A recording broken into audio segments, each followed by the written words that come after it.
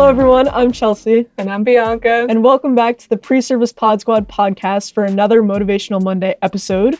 Today we're going to be providing you some motivation to take care of yourself and to practice some self-care practices. But first, I want to shout out NJEA and TCNJ, the Student New Jersey Education Association, and I want to let everyone know that if you're a pre-service student right now at a college or university in New Jersey, please look into joining your local chapter of NJEA Preservice at your school. A lot of schools already have them around the state, but if your school does not have a chapter already, you can always contact us and we're more than willing to help you start a chapter at your local college. So definitely get involved at the local level. That's ways that you can get involved at the state level and the national level as well. And it just opens up a lot of great opportunities to improve your process of becoming an educator. So first, we're going to be talking about an image today. That's kind of what our discussion is going to be based on. Yeah. And so I was going through Instagram, and sometimes you're just looking for motivation. Maybe that's why you're listening to Motivational Monday. And I found this image of a coffee cup, and it says in really pretty letters, "You can't pour from an empty cup, take care of yourself." So I think that's really important. I think it applies to us as pre-service educators. What do you think that means? Well, first of all, Chelsea, I'm just looking at this image and, it's like a navy blue mug. And the fact that all the letters there, all the text is in rainbow colors just makes me feel a lot better. I feel like that was already enough positive energy for me right there. But, on a more serious note, I feel like what this image is sort of reminding people is that, you can't constantly keep giving up so much of your energy if you have no energy, if you are this empty cup. And, I think this analogy is like educators are constantly pulled in different directions, every which way, whether it's you're at school or your personal life. And you always have to find ways to take care of yourself and, relieve your stress in whatever way is most suitable for you and, how you can make sure you are taking care of your being.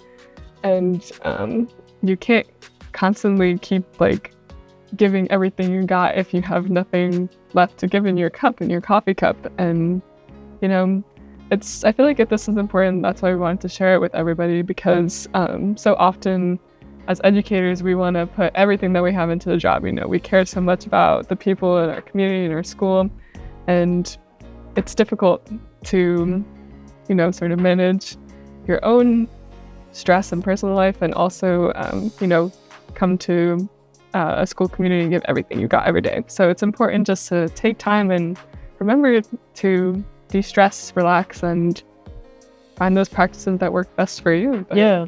And I feel like a big piece of self-care is just equipping yourself for the most successful day that you can have and the most successful week that you can have.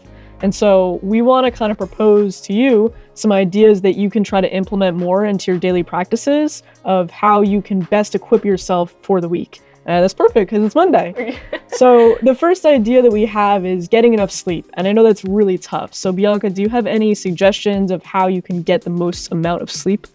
I gotta be honest with you. This is something I personally struggle with.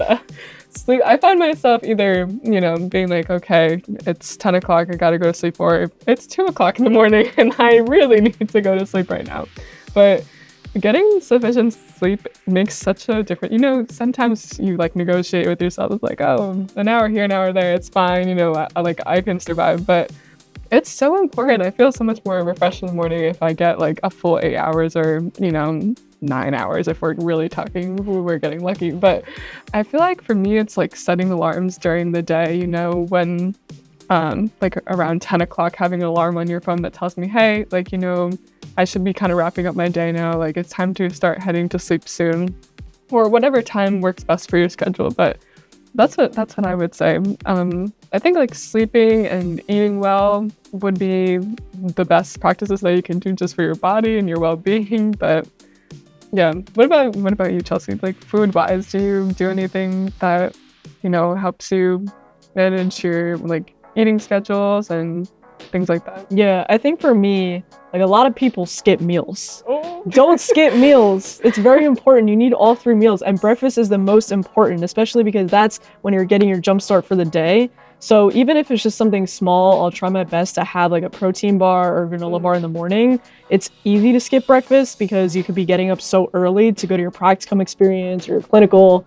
And so it can be tough to eat at like 6:30 in the morning, but it is really important to have something. And I think another thing for me is sometimes if I don't eat enough at one meal or I'm eating meals like too far apart, I start to feel like lightheaded and just tired and not really motivated to do anything.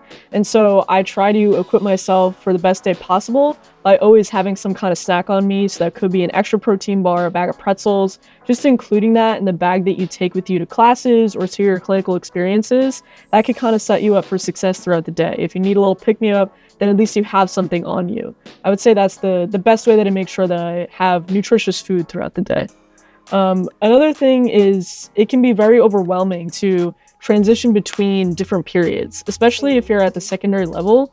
I know we're both secondary education majors. It's hard to transition between classes because you're not spending time with the same group of students throughout the entire day. You're seeing different groups of students almost every hour. So it's tough to make that transition. So how do you suggest kind of making it through the day when you have so many different periods that you're rotating to, or even if you're at the elementary level and you're with a group of students for the full day, you're still jumping between subjects. So how do you suggest just kind of making it through all those transitions?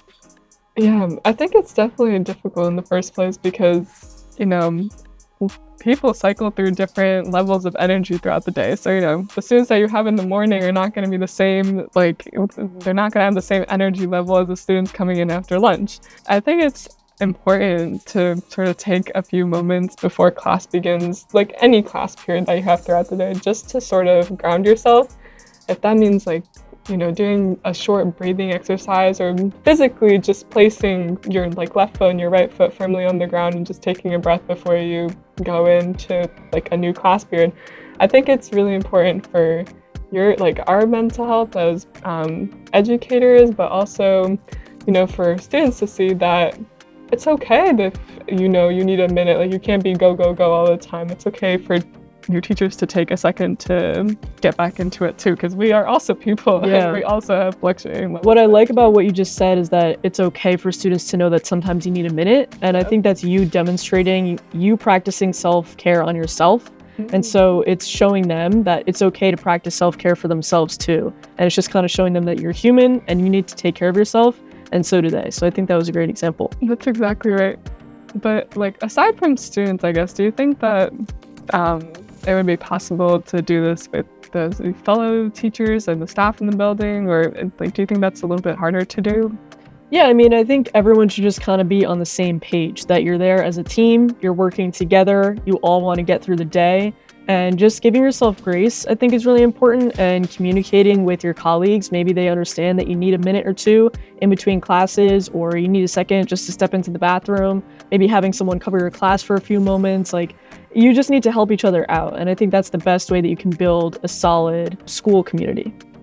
Definitely. I think it's important that, whenever possible, you're also taking, if you like to be outside, I guess I should say, that you take a chance to go outside during your lunch break, or with your students, taking them out in front of the school or in the back of the school, wherever there's maybe a sitting area, or even sitting on the grass just to do class outside, maybe one day or every now and then, can definitely be good rather than sitting in an office or sitting in a closed classroom. It's nice to get some fresh air or, feel sunshine too during the day. It can definitely help everyone clear their mind. Yeah, as long as the weather is nice, I think educators should try to bring their classes outside as much as possible. My high school had these different courtyards where there were picnic tables. So when there was nice weather, we went outside a lot. And it was just nice to kind of get outside of the building, sit outside for a while. I honestly felt more motivated to do work because we were just in a different setting. You're switching it up. You're sitting in the building all day, every day. So a change of scenery is nice. So I think that is really important for self-care for yourself and for your students. That could kind of help everyone out. Something else that I want to talk about is that a lot of times it's hard to build that boundary between your work life and your home life and not bringing too much work home with you. I know sometimes it's inevitable. You kind of need to do things at home, but we really suggest that you do your best to build that boundary and build separation. I think that's what's best for your mental health. But we also understand that sometimes it can be very overwhelming. And we do want to mention that if you ever needed to talk to someone or you just needed some help, advice, guidance, as a part of your NJEA Preservice membership, you do have the opportunity to take advantage of the AID-NJEA program. And that's an amazing program that's a partnership with the Rutgers University Behavioral Healthcare.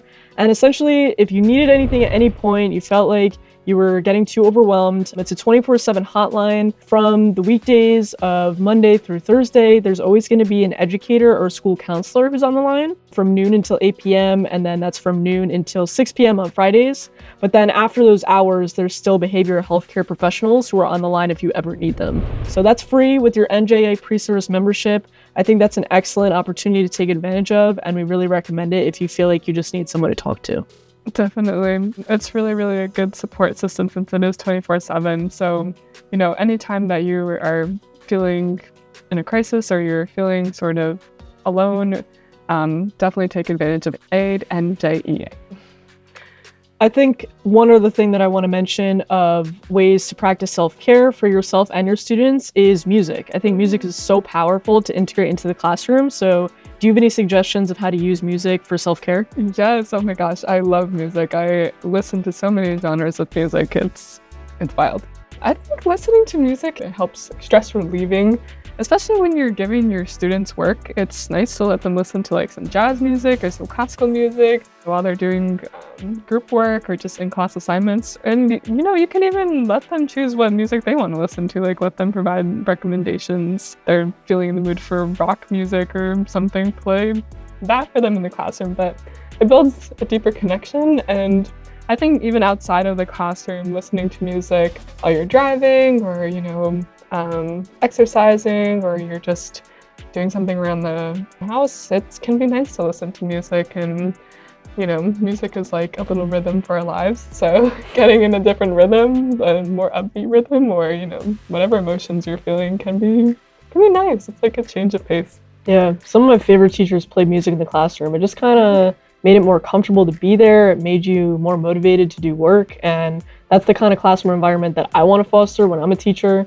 So I hope that other people kind of use music as well. Yeah, no, definitely. I've been in a classroom before where I've seen like the teacher ask what music the students wanted to listen to that day, and they were all for like heavy metal. Like they started off listening to like easygoing rocks and like Led Zeppelin, but they were so into it, and you should have seen like how well they were doing their work, and very much like relaxed because they were listening to something that they were familiar with, and it was cool to watch. Yeah, that's the power of music. Yeah, exactly. So let your students choose what music they want to listen to.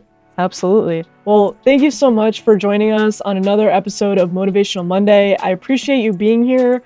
Just a reminder, you cannot pour from an empty cup. That's so right. Please take care of yourself. Yes, always find ways to de-stress and to remind yourself to ground yourself and do whatever it is that you need to take a break and relax whenever possible.